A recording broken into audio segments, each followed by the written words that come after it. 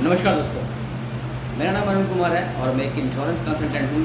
आप सब लोगों का एक बार फिर बहुत बहुत स्वागत है मेरे यूट्यूब चैनल पे। आज हम लोग बात करेंगे एक नए टॉपिक के बारे में, जिसमें मैं आपको बताऊंगा कि कौन से फैक्टर आपको ध्यान में रखने चाहिए कभी भी आप किसी भी कंपनी से कोई अपना नया इंश्योरेंस प्लान करते हैं, कोई पॉलिसी प्लान करते हैं, तो उनमें किन किन मेजर फैक्टर्स का आपको ध्यान रखना चाहिए। तो आइए शुरू करते हैं आज के इस वीडियो को और समझते हैं कि कौन से मेजर वो फैक्टर है जिनका आपको ध्यान रखना चाहिए।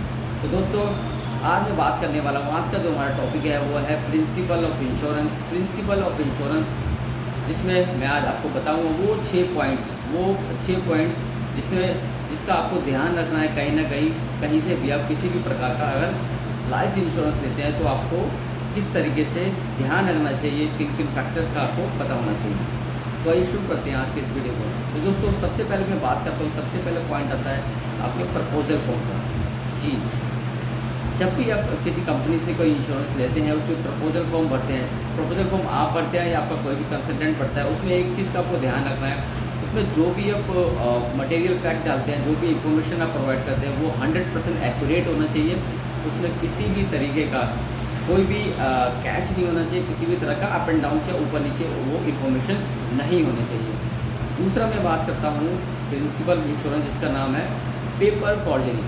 जी दोस्तों, पेपर फॉर्जरी से मेरा मतलब है कई बार कंसल्टेंट्स क्या करते हैं, आपके सिग्नेचर की फॉर्जरी, सिग्नेचर की कॉपी करते हैं। उसमें कुछ अगर कोई फैक्ट उन्हें लगता है कि ऊपर नीचे है, जिसकी वजह से वो जो इंश्योरेंस है वो किसी भी दूसरे डिपार्टमेंट में, देयर आर वेरियस डिपार्टमेंट्स, जैसे कि मेडिकल अंडर राइटिंग हो गया, फाइनेंशियल अंडर राइटिंग हो गया, जिस डिपार्टमेंट में वहाँ पे कहीं ना कहीं थोड़ा टाइम लगता है पॉलिसीज़ में, बट एक्यूरेट वहाँ पे जो एक्चुअल साइंस के जो बंदे बैठे हैं वो उसको स्क्रूटनिंग करते हैं और उसको देखते हैं और तब वो इंश्योरेंस पास करते हैं। उसमें थोड़ा टाइम लगता है। तो कई बार लोग क्या करते हैं, डुप्लीकेट सिग्नेचर करते हैं और बाकी तरह की डुप्लीकेट डॉक्यूमेंट्स वो लोग लगाते हैं। तो इस चीज़ से हम लोगों को बचना है। तीसरा मैं बात करता हूँ प्रिंसिपल ऑफ इंश्योरेंस की, उसमें है आपकी मेडिकल हिस्ट्री। आपको कोई भी अगर मेडिकल हिस्ट्री, आपको हाइपरटेंशन है, आपको डायबिटिक हो आप, तो ये छोटी छोटी इन्फॉर्मेशन डेफिनेटली आपको अपने प्रपोजल फॉर्म में मेंशन करनी चाहिए।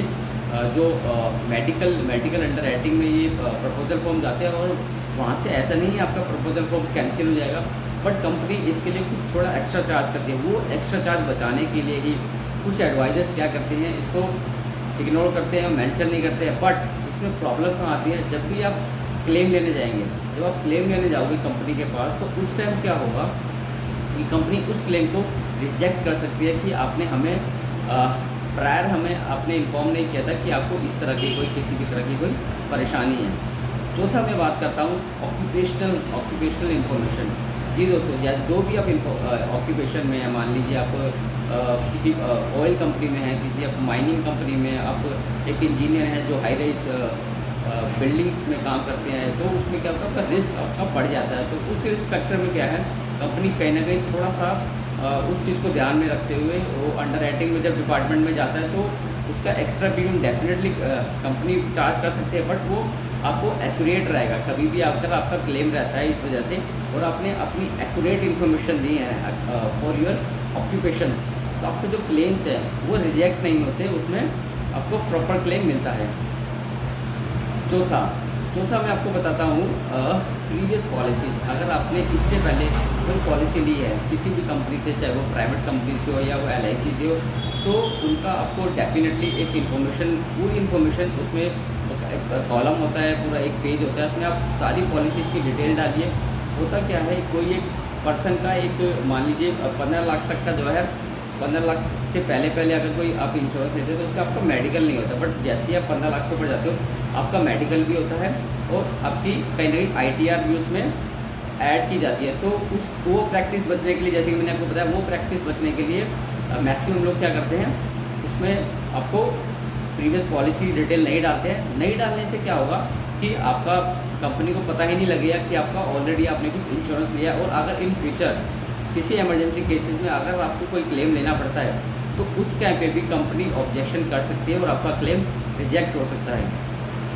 पाँचों मैंने आपको इसमें जो बताया, पाँचों जो इसमें प्रिंसिपल इंश्योरेंस में फैक्टर आता है वो आता है आपका इनकम सर्टिफिकेट, जो भी आप इनकम अर्न कर रहे हैं उसका एक प्रॉपर ITR आपके पास होगा, उसकी कंप्यूटेशन आप उसमें शीट लगाइए, प्रॉपर इन्फॉर्मेशन कंपनी को दीजिए ताकि कंपनी को पता रहे कि आप कितना अर्निंग कर रहे हैं। और किस हिसाब से अगर आप मान लीजिए अर्निंग आप साल का 6 लाख रुपए कर रहे हैं, प्रीमियम आप फाइल कर रहे हैं कि उसमें आप प्रीमियम साल का 3 लाख भरेंगे, तो कहीं ना कहीं जस्टिफाई नहीं होगा, क्योंकि उतना कंपनी आपको अलाउ नहीं करेगी।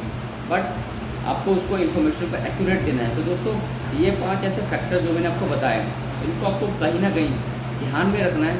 ध्यान में रखना है कि जब भी आप किसी भी कंपनी से कोई इंश्योरेंस लेते हैं तो इस चीज़ का मेजर आप ध्यान रखिए कि इन जो मटेरियल फैक्ट है इनकी कोई मिस रिप्रेजेंटेशन ना हो, कोई भी इनके साथ कोई फॉर्जरी ना हो, ये ध्यान रखिएगा। बाकी आपका जो भी किसी भी कंपनी से आप इंश्योरेंस लेते हैं वो डेफिनेटली वो आपको क्लेम देंगे। बट अगर आपने इन फैक्ट्स को छुपाया, किसी भी एक फैक्ट्स को छुपाया, तो कंपनी के पास राइट्स हैं अकॉर्डिंग टू IRDA के जो रूल्स हैं उनके अकॉर्डिंग वो आपके क्लेम्स को रिजेक्ट कर सकती हैं। तो इन चीज़ों से आपको बचना है। तो दोस्तों ये कुछ फैक्ट मैंने आपको बताने की कोशिश करी। आशा करता हूँ आपको मेरे वीडियोस पसंद आ रही होंगी। जैसे कि पहले भी मैंने काफ़ी इन्फॉर्मेशन देने की कोशिश करी है, आगे भी मेरी कोशिश रहेगी जो मेरी लर्निंग्स है वो मैं आपके साथ शेयर करता रहूँ और आपको बताता रहूँ कि कैसे आप अपने इंश्योरेंस और अपने फाइनेंशियल प्लानिंग को कैसे स्ट्रॉन्ग कर सकते हैं अपने फ्यूचर प्रोस्पेक्टिव से। तो दोस्तों इसी के साथ मैं आप सब लोगों से आज्ञा लेना चाहूँगा और आशा करता हूँ आप लोग आगे हम लोग से ऐसे ही मिलते रहेंगे, जुड़ते रहेंगे, आपका प्यार हमेशा ऐसे मिलता रहेगा। इसी के साथ मैं अरुण कुमार एक बार फिर आप लोग